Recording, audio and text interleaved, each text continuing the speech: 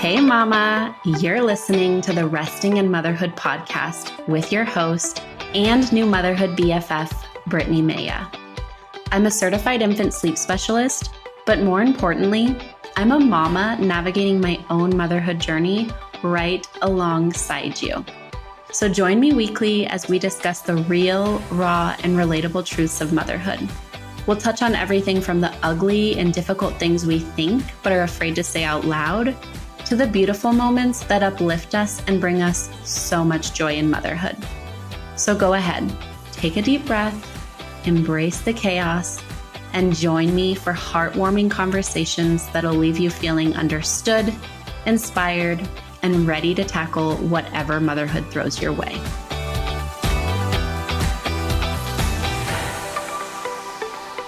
Hello. Happy Tuesday, or whatever day it is that you are listening right now. Welcome back to the Resting in Motherhood podcast. I am, as always, excited to sit down and chat with you.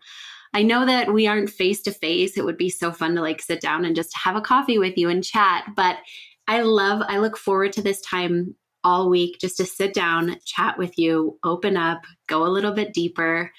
And so I'm thankful to have your time today, to have your attention, and to chat.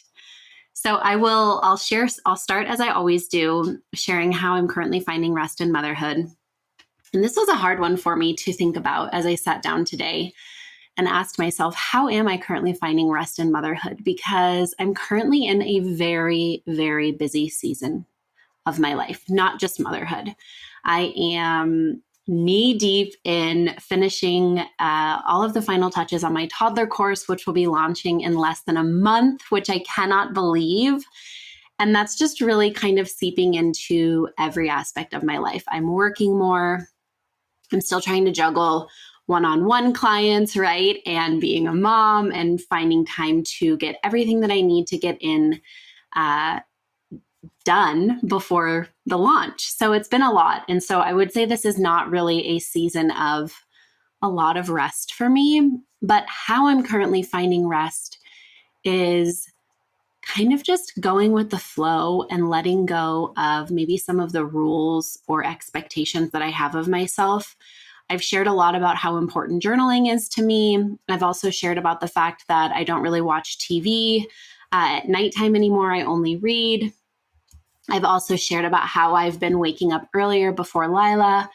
And all of those things I have incorporated into my life to give myself some mindfulness, to ground myself, to find some rest. But I was finding that kind of trying to hold myself to all of these was actually burning me out more, right? I wasn't finding time to journal. And so then I was feeling guilty about not finding time to do it. And then it became one more thing on the to-do list. Same thing with the waking up early. I was trying to wake up early to get some mindfulness time and do a little bit of quiet time or red light therapy in the morning before Lila woke up. And I've been tired. I haven't wanted to wake up earlier. So I've stopped doing that right now. Right. And then another thing is just this week, I finished if you're a reader, if you're a nerdy reader like me, I finished the most recent Crescent City book, which kind of left me in a book hangover. And usually I'll finish a book and then the next day I'll start a new book. And I just didn't feel like reading. I don't know. I needed a little bit of time to decompress after reading that book. So I'm I'll find a new series to watch before bed, which again, breaking one of my cardinal rules of no screen time before bed, because I do know that it impacts my sleep. But all of this to say that while I am all about healing and going deeper and reconnecting to yourself and taking care of yourself, I often think that when we're in this kind of healing era or growth era, we start feeling like these are things that we absolutely have to do. I need to do this to be a better person. I need to do this to be more healed, for lack of a better word. I know that's not correct grammar, but we get stuck doing these things, right? Because we are doing them for a good reason. But I find that oftentimes we actually end up making life harder because they become yet another thing on our to-do list.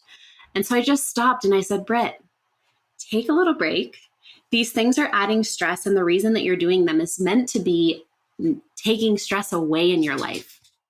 So if this is adding stress in your life, it's okay to let it go.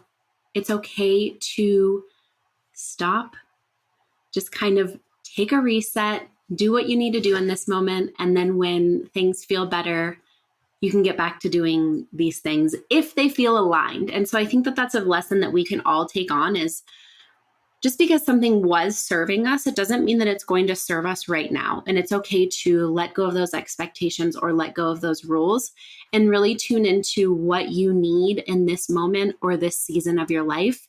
And it might look different than it did in a previous season, or that it will in a future season. So that's my motherhood insight today, or more just person insight, right? It doesn't have to apply to motherhood. But I will jump now to what we're going to be chatting about today, which is I want to talk about the difference between toddler sleep and baby sleep. Because when I first started my business, I had a 13-month-old. Well, when I first got my certification, I had a 13-month-old. And so I hadn't really entered the stage of toddler sleep. And then I started taking clients when she was about 18 months old. And so I was in the toddler sleep stage, but I felt like I was in a good place because I had my certification. I knew what was normal. I knew what to expect. I was really confident in what we were doing. And so when I first started supporting families, I just imagined that I was going to be working mostly with 0 to 12-month-olds, which I do have a lot of 0 to 12-month-old clients. But as my business grew, I started seeing more and more older babies come in. And I think part of this is because a lot of my OG followers that I had when I first started my account and literally had 5 followers, they've stayed with me, right? So as my page grew, as I got further along in business, these followers that had started following me from the very beginning now had toddlers. And so I started really getting a lot of toddler clients. And I quickly found out that toddler sleep is actually my favorite. It doesn't mean that I don't love working with 0 to 12-month-olds. I do. I love working with all families, all babies. But toddler sleep, in my opinion, is a lot more complicated than baby sleep. And let me stop here and differentiate, because infancy actually lasts 3 years. So technically, your 3-year-old is still a baby, right? And I think I still think of Lila, who's 4.5, oh my gosh, as a baby, right? But technically speaking, 0 to 3 years of age is infancy. But when I say baby versus toddler, baby to me, when I'm speaking, is 0 to 12 months, and then toddler is 12 months to 4 years of age. So when I started working with these toddler clients more and more, it became very clear to me that toddler sleep is actually a lot more complicated than baby sleep, and also a lot more fun, at least for me. And this doesn't mean that I knew nothing about toddler sleep when I got my certification, because I learned all about sleep 0 to 4 years of age. And so I knew a lot about toddler sleep. But what I found when working with families is that it actually is a lot more complicated than that first year. And I want to dive into why that is, but I also don't want this to scare you. Like if you're in the first year and things feel so hard and you're like, wait a second, I have something harder that's coming. I don't want to scare you, because it doesn't necessarily mean that it's harder. I just think it's more complicated. And I'll dive into why that is. And hopefully, like I said, if you have a little one who's 0 to 12 months and things feel really hard, I want you to leave this conversation not feeling like, oh my gosh, worse things are coming. I actually want it to empower you and help you feel really confident in knowing and approaching what is coming.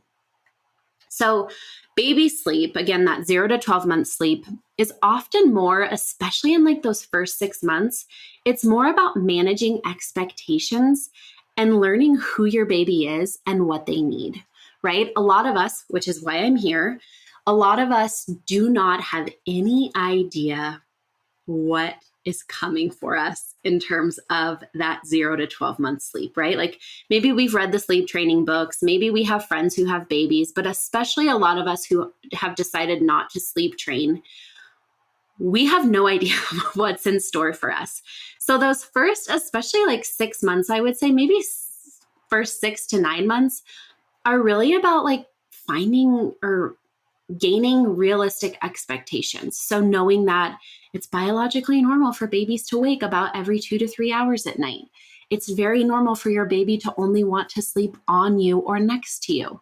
It's very normal for your baby to wake up as soon as you transfer them down for their nap because they're not in your arms. So that first, I would say 6 to 9 months is really about getting those realistic expectations, understanding that you're not failing. Your baby is simply being who they are. They're being a biologically normal baby. And it's also about learning who the child is in front of you. What is their temperament? What is their personality? What do they like? What do they find calming? What do they not like? And little by little, all of this stuff starts coming out in the first year. And so in that first year, you're really learning, okay, what's normal? Who is my child? What works for us? And that's the difference, right, between this newborn or this 0 to 12 month sleep and this toddler sleep. And I want to stop and say that I'm not saying that there aren't challenges in the first year, because the first year rocked my world, which is why I'm here doing what I'm doing, right? Like if you have a little one who's waking hourly, let's chat. Let's work together on that. If you have a little one who's up for hours in the middle of the night, like maybe they sleep a 2-hour stretch, wake up for a quick wake up, then they go back to sleep for a 2-hour stretch, and then they're awake for 2 to 4 hours in the middle of the night, which is known as a split night. Yes, let's work on that. That is not something that should be normal. We absolutely want to work on that. If you have a little one who's consistently waking before 6 a.m., that's known as early rising. That's something that we can work on. If you have a little one who is waking very frequently at the beginning of the night, which is known as a false start, that's something that we can work on. If bed sharing just simply isn't working for you, that's something that we can work on. If you're wanting to get some independent naps, that's something that we can work on. So I'm not saying that the whole first year of life is just accepting, but I think a lot of it is getting those realistic expectations, knowing who your baby is, getting to know their unique needs, their unique sleep needs, their personality, and then figuring out kind of what your family values are and letting those guide your sleep decisions and figuring out what feels sustainable and what doesn't feel sustainable. So in that first year of life, it's really about finding your footing. And I really want to reiterate here that I'm not saying that just because you've chosen not to sleep train, you can't make any changes in the first year. If something is feeling unsustainable for you, let's work on that. Let's make it easier. That's what I do. That's how I work with clients. That's why I have my 0 to 12 month course. I want you to feel empowered. I want you to feel confident and educated. And I want sleep to feel sustainable for you. So I'm not saying, oh, you just have to accept everything that comes in the first year. But I do think that a lot of it, like especially if we have a baby who is just simply waking every 2 to 3 hours throughout the night for a quick feed or a snuggle and going back to sleep, a lot of the difficulties there arrive from getting those realistic expectations and not comparing our baby to the outside world. Now, toddler sleep, it's a whole new ballgame. We have a child whose sleep needs are decreasing as a child grows, right? Like from the moment they're born, their sleep needs start decreasing. And then especially as we near that 12-month mark, as they drop to one nap, which usually happens between 13 to 18 months, those sleep needs start decreasing more and more and more until we end up with a toddler who has dropped the nap. So we have a toddler whose sleep needs are decreasing. They're starting to really grow up and mature. They're starting to talk. They're starting to walk. They're starting to run and jump and do all of these things. They're starting to seek their independence. Counter will really starts to emerge around 18 months of age, which is where they are really trying to resist being controlled and really find their autonomy. Their language is bursting. Their social skills are really blooming. So there's a lot going on. So we have a more complicated being in front of us, right? Especially if I'm thinking of maybe a 4-month-old or a 2-month-old, their needs are pretty basic. Keep me close, keep me fed, keep me warm, keep my diaper dry, and help me fall asleep or let me sleep on you, and I am good, right? And that's simplifying it, right? I want to stop again and say, if you're dealing with hourly wakes, if you're dealing with all of those other really hard things that I've said, those are not normal things, and those are things that we want to work on. But if we compare the needs of this 4-month-old, I think I said 2 or 4-month-old, to an 18-month-old who is walking, who is running, who is talking, who wants to do things their own way, who's starting to say things like me do or I do, or copying what you're doing, right? Or starting to be more afraid of things. So now we have this more complex being, and now we have to figure out sleep with them. And I think what's really hard is a lot of us are like, okay, I'm going to make it through this first year. I know that 2 to 3 hourly waking at night is normal. I know they want to be close to me. And then we get past the first year mark. And then we really start hearing comments from family members, from friends, from people at the park, from our pediatrician, from the internet, right? You're still bed sharing, or they're still waking up. I remember specifically, and this is kind of a little tangent, but while I was still married, and I've shared this, my ex, he's from Chile. So when we first came, we had to get his green card, all of that. So we have an immigration attorney. We had one. We're not married anymore. We had an immigration attorney. And after Lila was born, we had to renew his green card. And so we went to go see her. And she just so happened to have a baby almost the same age as Lila. So when we went to go see her, Lila was 12 months. And she jokingly asked, oh, is she sleeping through the night? Having no idea who my ethos in parenting, right? So she asks, is she still sleeping, or is she sleeping through the night? And I was just no, she's not. And she stopped laughing and was like, what? She couldn't believe it. She jokingly asked it, thinking this is she's for sure sleeping through the night. And I was like, oh no, she's not. And she it got really awkward because she was like, what? So my point being, we tend to think or hear, especially after that 12-month mark, okay, things are just going to magically get better. They're going to start sleeping through the night. I need to start working on independent sleep. And so now we have this much more complicated being in front of us, and we're starting to feel a lot of pressure or questioning on what's normal. Should I be making changes? And then we're also probably dealing with fighting naps, bedtimes moving later, fighting bedtime, not wanting to separate from us at bedtime, dealing with a lot of requests at bedtime, or simply them just having a really hard time falling asleep. And so it's all a lot. And on top of that, we are now dealing with tantrums, bigger emotions, helping them regulate themselves. And so it can be a lot. And so that's why, to me, toddler sleep is more complicated. And I really do not want to downplay how hard the first year is.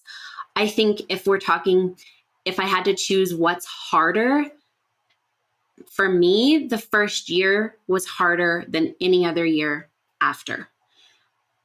Because it's about figuring out, who am I as a mother? What does my life look like? Who is my child? Saying goodbye. I hope you listened to last week's episode, saying goodbye to the life that I had before I was a mother. That is brutally hard. And then we're not getting the sleep that we want. And that is really hard. So to me, I would say in that aspect, it's harder. But if we're looking at the actual sleep piece of it, I think that toddler sleep is more complicated. I don't think it is harder. I think it is more complicated.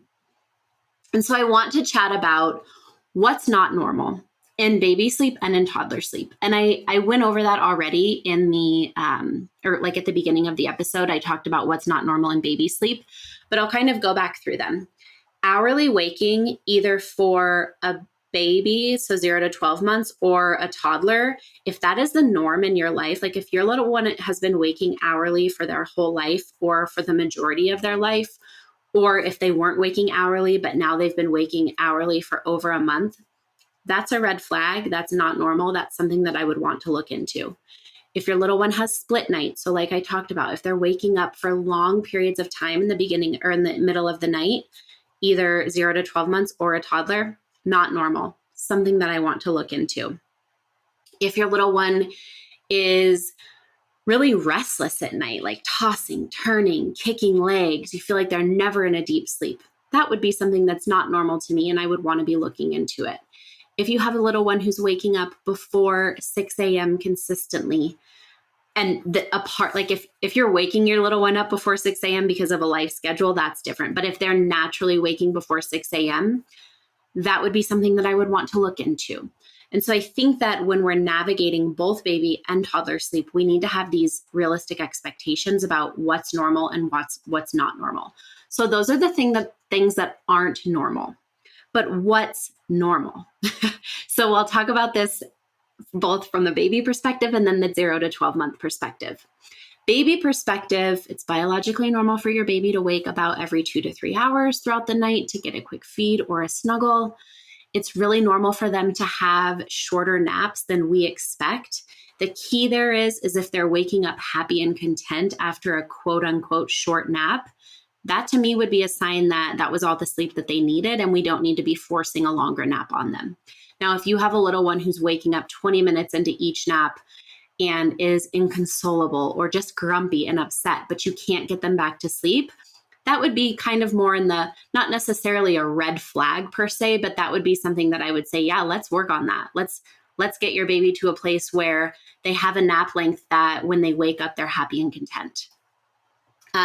What else is normal in baby sleep? Not wanting to sleep off of you. Again, that doesn't mean that you can't do independent naps. I have an independent naps workshop. I have a 0 to 12 month course that can help you do that, but that's normal. Bed sharing, right? That's normal with a baby.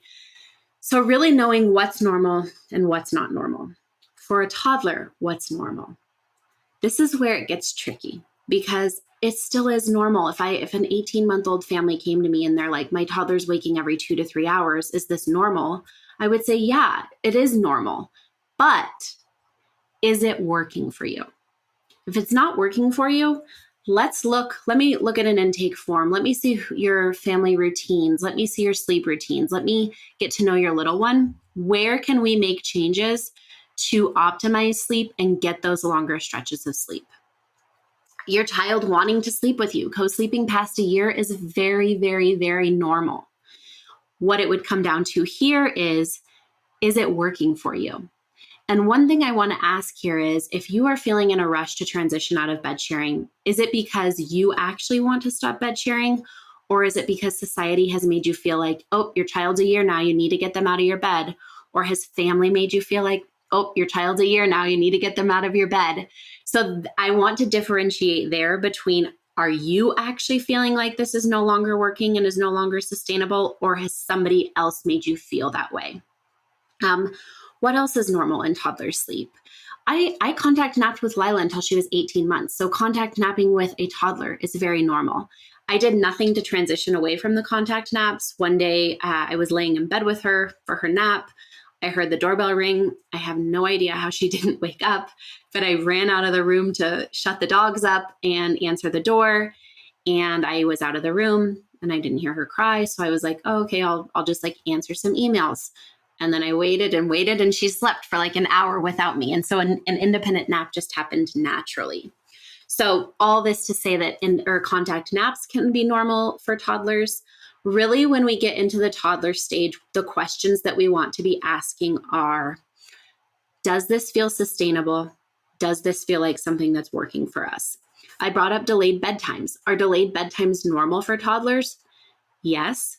Does it mean that we should accept it and just say, oh, this is the norm and we're going to be okay with it? No. If you're dealing with bedtime that's taking over an hour or it's causing you stress or rage at night, let's work on that. Let's make it something that's not adding stress into your life. Let's make bedtime peaceful.